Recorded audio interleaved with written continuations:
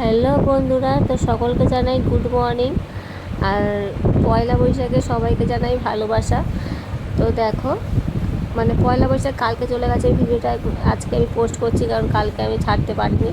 তো বন্ধুরা দেখো, আমি ভোরবেলায় বেরিয়ে পড়েছিলাম মাছের কাটা যাওয়ার উদ্দেশ্যে জয়নপুরে।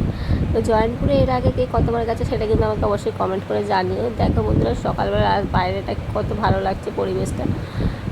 আর আমি আমার জায়ের জন্য অপেক্ষা করছিলাম, ওর বাড়ির জন্য মাছ কিনতে দেবে সেই জন্য।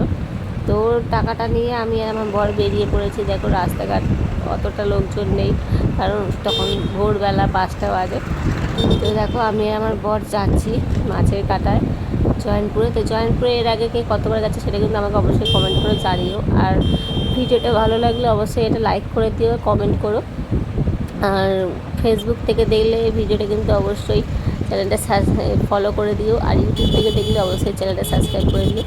দেখো আমি আমার বরের গায়ে ঘুমাতে ঘুমাতে চলে গেলাম মাছের কাটায়, যেখানে আমাদের যাওয়ার উদ্দেশ্য ছিল। দেখো তো গাড়ি ঘোড়া সব দাঁড়িয়ে আছে। পয়লা বৈশাখের দিন প্রচুর ভিড় হয়েছিল সেখানে, মানে অনেকেই মাছ কিনতে এসেছিল। দেখো কত রকমের মাছ এখানে, লোটে মাছ আছে, কাটাপোনা মাছ আছে, যে যার যেটা ভালো লাগছে সে সেটা কিনছে, আমরাও কিনেছি। তো দেখো এইটা কী মাছ আমি ঠিক জানি না, মানে শিঙি মাছ নাকি জানি না। তো যাই হোক, দেখো কাটাপোনা মাছ আছে। দেখো, তো এর আগে কে কতবার মাছের কাটাই গেছে জয়েন্ট সেটা কিন্তু আমাকে অবশ্যই কমেন্ট করে জানাতে হবে।